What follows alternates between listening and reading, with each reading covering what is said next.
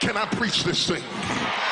What I want you to understand is that Satan has a highly organized operation against you. That demons are not disorganized and they are not chaotic. When they come against you, they come in order. They come, the Bible said when Jesus got ready to cast the demons out, said, what is your name? The demon said, we are legions. Legions means we are regimented. We are organized. We march together. You must understand this, that when Satan marches, he marches in a spirit of unity. I would remind you that when they accused Jesus of casting out demons by the power of Beelzebub, he said, oh no, Satan has a kingdom, and Satan's kingdom is not divided. For a house divided against itself shall not stand. I would also remind you that from Genesis to Revelations, you will never see a demon fighting with another demon. You will never see a principality fighting with another principality. From Genesis to Revelations, you will never see a witch fighting against another witch. It's only when you look at church folk that you see preachers fighting against preachers, and churches fighting against churches, and Baptists fighting against Methodists, and Methodists fighting against principalities. It's because we don't understand order. Order. We got to get some order in the house of God. We got to get rid of every chaotic, wild spirit that's out of control, because disorder is a work of the enemy. God is not the author of confusion. Let everything be done decently and in order. Such three people say order in the house, order in the house, order. Get your rebellious hips out. We got to have order in this house. Whether the house is a church or whether the house is the house you live in, there has to come a point that you tell little Junior, if you're going to stay in this house, you got to get yourself together.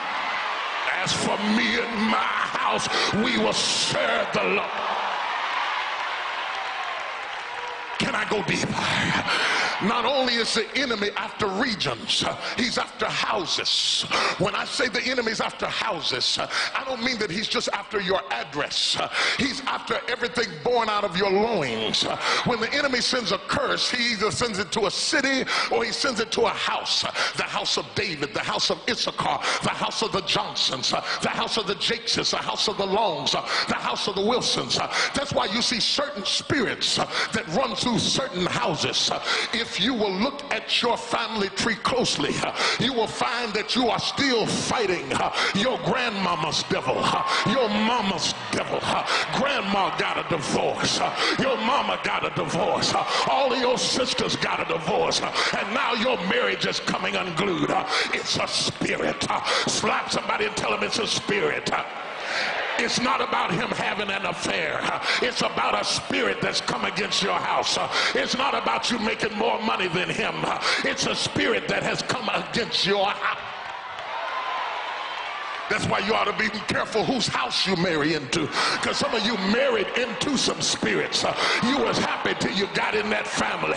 Now all hell is breaking loose because you married into a curse that was on that house.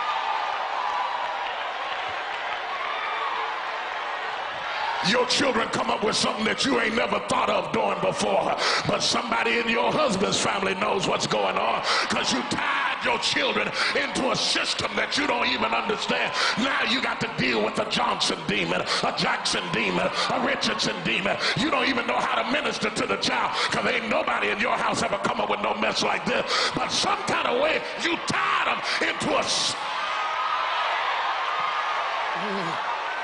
God. Lord have mercy. Who am I preaching to in here today? I want to cite some examples so you can understand clearly. Rebecca was a trickster and a con artist. She was a racketeer. She was a deceitful woman. She lied and connived with her own husband, manipulating her own children. Her uncle Laban was a trickster, a con artist, a liar, and a whoremonger. Her son Jacob was a trickster and a supplanter and a con man and a rouseabout, because when the demons get in the family, it says suffer us not to leave the region. I want to remind you of David, dysfunctional from Jesse on down. ostracized by his father. David comes up. Yes, he was anointed, but he was dysfunctional. He was a whoremonger. He had a lust spirit. He had a demon that he couldn't get rid of. It came in through the rejection of his father, and the enemy saw a door open. It planted a seed in his life.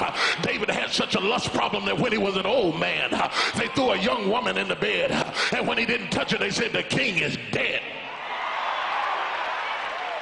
No wonder then that his son Absalom was deceitful and treacherous, and Amnon raped his daughter Tamar, and Solomon had so many strange women that he lost control of the kingdom because there was a spirit in the house. Oh, I can't just spend time talking about Jacob and talking about David. What is this mess going on in your house?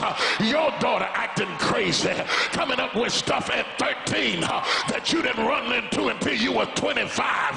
But that spirit is getting desperate because you're getting in the house of God, and the devil is saying, if I don't get her quickly, I'm afraid that the Holy Ghost is going to run me out of town. I don't know who I'm preaching to this morning, but the Lord sent me into this city, and I'm after a demon. I'm not going to stop till I get it. I'm going to preach till everything in here begins to shake.